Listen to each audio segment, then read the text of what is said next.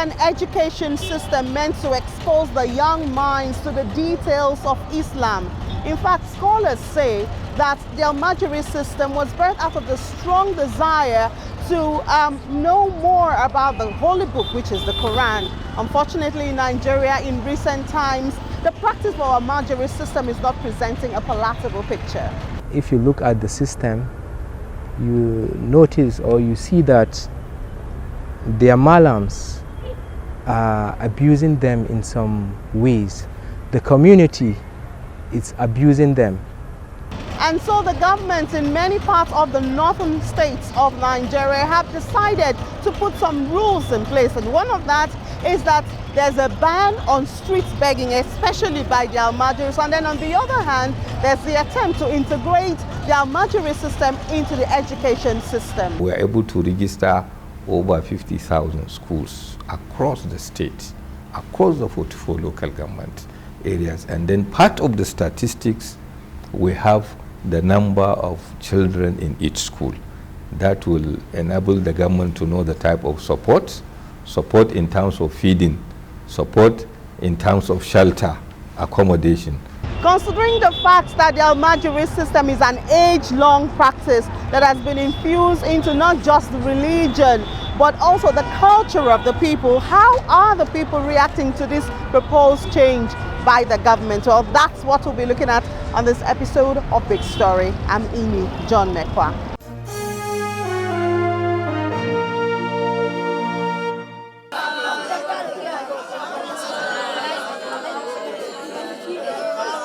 Boys, sometimes as young as 3 years of age, have been brought from states far and near to teachers who were called malams for the purpose of acquiring knowledge on the Holy Quran. This is the core of the Almajiri education system, which is common in all northern states of Nigeria.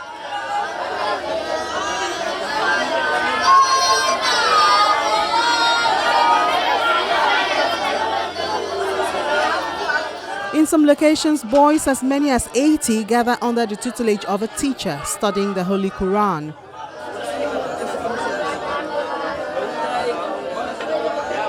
Structures like these serve as boarding facilities and schools.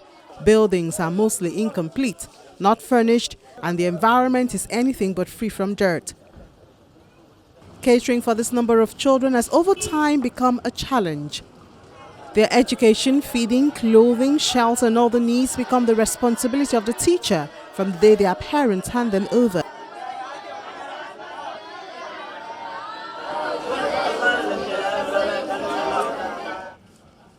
Abubakar Jimilu was once under the guardianship of Malam Balarabi Musa. He says that from the age of 3, he was made to begin his studies here. They forced me. At that time, I don't want to come to the school, but they will force me. You must come. That is the school I start in my life. Before I enter any school, this is my first school. And this teacher that you are seeing, he is our teacher at that time. But now, see how we grow, see how we change, and we benefit from this school. And that is how these people are also benefiting from the school. Because when I was like 3 years, I don't know anything, and I attend this school at that time. So I achieve something, many things. Because if I may remember, that is where we learn our alphabet, our Arabic alphabet. That is where we learn it. That is where this teacher is teaching us. Ba, ya, ta, sa, ja. That is how we learn it. And also we interact with some people. We are coming from our houses and they come from different states and we interact with them. Now, as an undergraduate at Bayero University in Kano State studying medical lab science, he believes that his early years at the Almajiri school has contributed to who he is today, but condemns the attitude of some parents who dump their children at the mercy of the teachers. Some of the students, they don't have a way of getting food to eat and clothes. So it is better that their parents should be sending them some food or money. And if they send them to this school, they should find a work for them to be doing. That means whenever they are sent to this school, don't leave them alone. They should find some work for them to be doing, so that if they close from school, they will go to that place that they are working. And apart from food, they also need clothes. You will see them wearing tear cloth, the cloth that is very bad. They need a cloth that is very good so that they will be wearing a good cloth. His teacher, Malam Balarabi Musa, has been training children for years. His home has been turned into a school as well as a boarding facility of some sort for 87 children. Okay. After when I train them for the reading of the Quran, after they will go for business. Some of them, they are in the market doing their businesses. Some of these children, after the training, some of them do shoemaker and some of them do petty business in the market. And most of them, after the training, most of them used to come back and greet me and went back. In reading of Quran, it depends. Some of them used to reach like 3 years and some 5 years before they finish the training of reading of Quran. The parents bring them with their clothes, and for food, they go out to hustle for food by themselves. Hustling for food is what has brought these boys to the streets in Kano, Kaduna, Borno, Niger and other northern states of the Federation. Especially in the mornings, they are seen with plates, begging for money and crowding spots where food is sold. The desperation sometimes pushes them to acts which have become a bother to residents of the areas which they visit. Almajiri come to your house when you do bara, salamu alaikum. If you didn't see anybody inside the house or the person in the house is not in compound, maybe when he see the something, even pot or even slippers, they took him. Or you send him to buy you something. He send you to buy you something, but when you give him the money, he ran away. UNICEF reports from 2014 puts the number of Almajiris in Nigeria at 9.5 million. History shows that although the practice of Almajiri education system has been on since pre-colonial period, back then, students used to stay with their parents and attend schools available within their area. Inspectors were introduced to go around the schools, and after inspection, they report to the emir of the province all the matters regarding the affairs of the school. The schools were funded by the community, parents, and sometimes through the farm output of the students. Changes in the society needs also changes in the approach of people. I wouldn't say values change. Values are there, but when there are new challenges to the society, people need to consider these new challenges and adopt changes that would reflect the new situation in the society. And the failure of particularly the parents in the local communities to adopt these new changes is what brought what we now regard as a sort of a nuisance, really, with regards to small children who are supposed to be at the back of their mothers and going around looking for food here and there, and instead of getting the real knowledge, they get some other disrupted information and contact with other people. Street begging is not the only feature of the Almajiri education system. Historically, the system used to be supported with farming. While this is still obtainable in some cases, especially within Kano and Kaduna states, new ways have been infused to sustain the system, one of which is the business of commercial laundry. The boys are taught to wash for clients, mostly residents in their vicinity, who require their services, and then the clothes are ironed and delivered. Abubakar Muhammad is one of the products of the Almajiri system. When I started the Almajiri school, I used to beg on the streets for food to eat. Along the line, I started washing and ironing clothes. Now I have my own place where I do my business and people bring their clothes for me to wash and iron. I wash and iron each cloth for 80 naira, and if I have to add starch, I charge 150 naira. With this job, I am able to help my family, my parents, as well as close relatives who need help.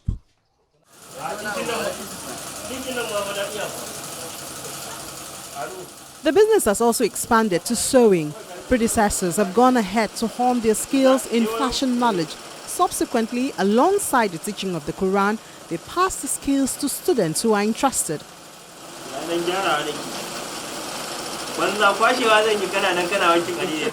Some of the students have the dream of becoming teachers to the younger generation, which is the reason for the vexation expressed by some beneficiaries of the Almajiri system who do not understand why the government seems to be silencing them in their state without well spelled out alternatives. I spent 5 years learning how to write all of these things, and by the special grace of Allah, when I grow up, I want to be a malam like my fellow malam. In the village, I farm. We farm with my fellow friends and brothers, and after that, we are still seeking for job which will support our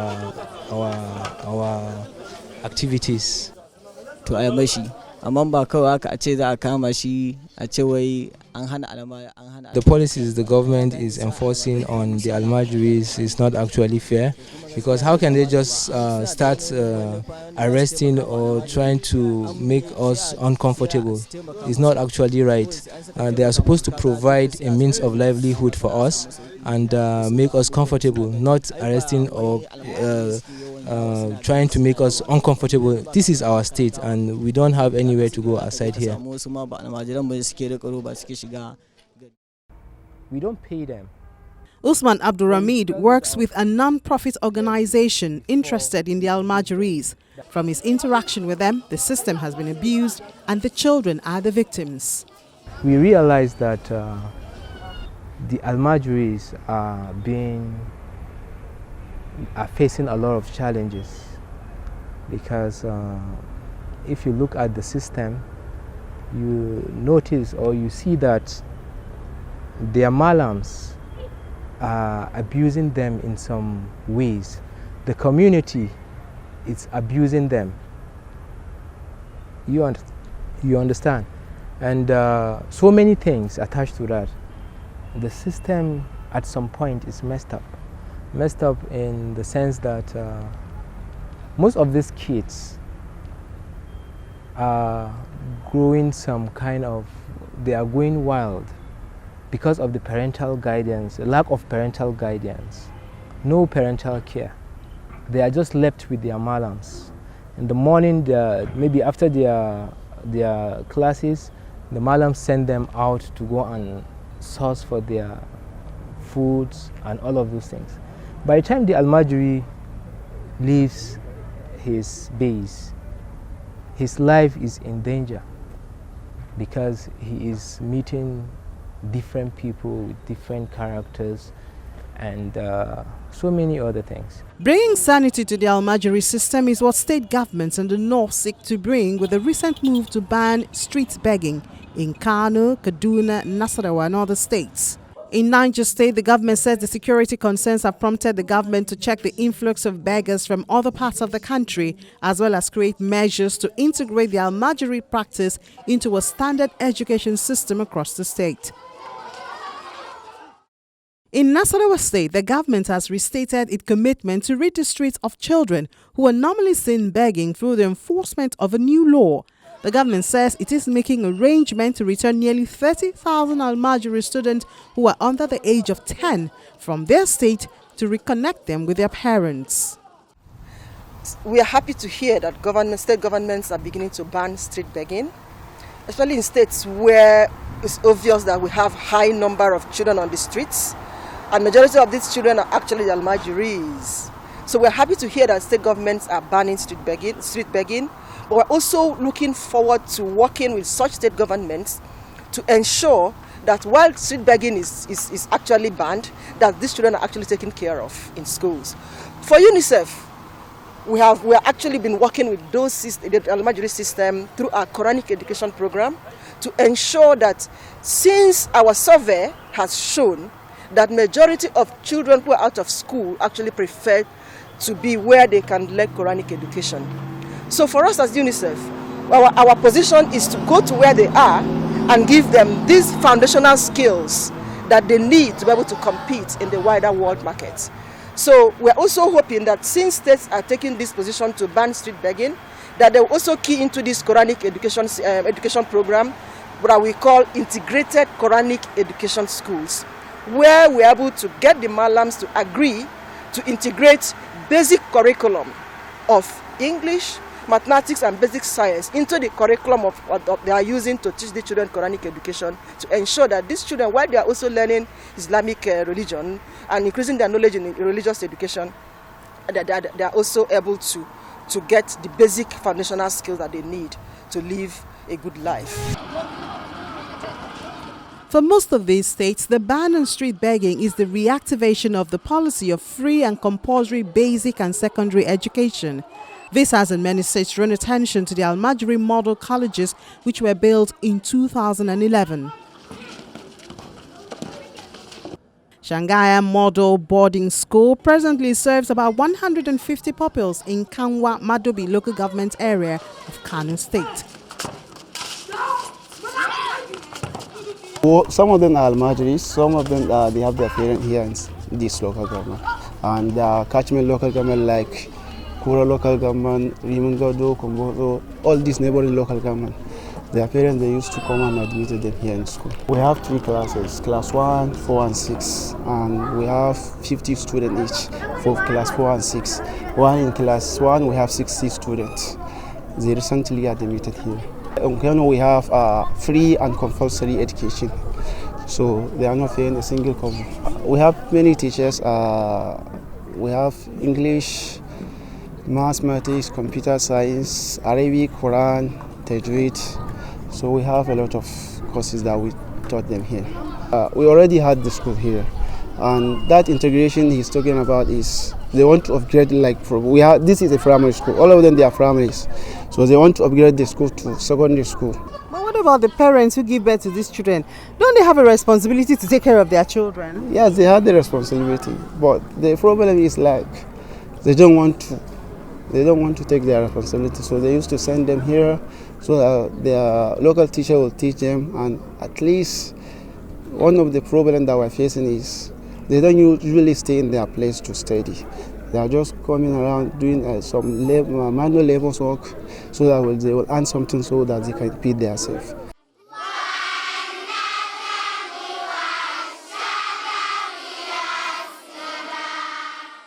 We have registered most of the schools.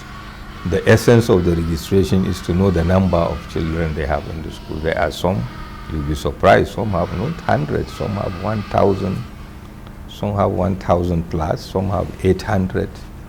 The Ministry of Religious Affairs actually have statistics of all the schools. I think we have over 50,000. I cannot remember the exact, but we are able to register over 50,000 schools across the state, across the 44 local government areas. And then part of the statistics, we have the number of children in each school. That will enable the government to know the type of support in terms of feeding, support in terms of shelter, accommodation, support in terms of number of teachers you will send to go and teach both Quranic and Western education, you know. So these are the type of statistics. Those of them who are at home, in most cases, you'll be surprised that there are very few of them who are at home. And since government have introduced free compulsory basic and primary education, that's why I said we have the statistics of also out of school. Most of those people who are out of school, in most cases, they are the people that are coming out. Since we have their figures, we have their statistics, in collaboration with the local government, in collaboration with our traditional rulers, the village heads, the hamlet heads, among others. We know where they are, we know their location, a lot of sensitization from the Ministry of Information, our ministry, as well as religious affairs, and even the committee and the advisors who are responsible. We are doing a lot of sensitization on that. So honestly, those of them who are at home, we make sure that they are enrolled in school. And then we also realize that most of those who are even begging in the streets, rounds among others. Some of them actually are not even indigenous of Kano. They come from either neighboring states or from some of our neighboring countries, So we felt that let's see how we can integrate them. So we were able to identify some schools which was constructed and renovated amongst the 3 senatorial districts. Last week the governor went around to see the structures on ground and what type of renovation that we will do in order to get most of those who are arrested, who are begging along the streets, will be arrested. They will be taken to some of the schools in the northern senatorial district. We are able to identify a school, and in each of these schools there will be dormitories, there will be classroom in the dormitories, there will be bed, there will be mattresses, there will be toilet, and then there will be feeding, because you said, and the general belief of people is that they are begging to feed. Okay, here we are, government is able to provide shelter, provide education and feeding. So that is part of the strategy, and each of the school will be able to accommodate between 1,000 to 1,500, and then we are going to send teachers. So they will be learning both Quranic, Islamic education and Western education. And then government will be responsible in terms of feeding and what have you. Those of them who are in the Tangaya system, who will be in their normal school, but because of the integration, there will be allowances that will be given to them, especially the teachers that will be teaching them there. And then there is also the process of feeding. But most importantly is for them to be within that area and then let them have this education and what have you. So that's why the government felt that it is necessary for us to achieve this policy. There is need for us to be more proactive in terms of ensuring the enforcement. While this is laudable, individuals from the inner circle believe that there is yet more to be done, and this may include skills acquisition and adjustment in the national education policy. The responsibility of the government is upon the whole members of the society. And if we believe that there are a group of people in Nigeria who feel that it's part of their aspirations that their children should learn the Quran, then the government, either the federal or state or local level, is duty bound to give them support in order to achieve their aspirations. So you build schools for the Quranic schools, whereby the children will learn the Quran. You would also learn other aspects of knowledge, skills, skill acquisition. It's very, very, very important. It's one of the issues that we give special attention to. If the government would be able to do that, then the large percentage of the responsibility or of the problem would have actually been erased. Then it would become a duty binding upon parents also to do their own, to discharge their own responsibilities. When you send the children to the Islamia school or to the Quranic school, you pay the school fees, you pay their feeding, you pay the others, and then government would take care of the salaries of the teachers of Quran. It would take care of supplying them with the necessary teaching materials, teaching aids and the like, just as it does so to teachers in the formal schools, in the universities, and so on.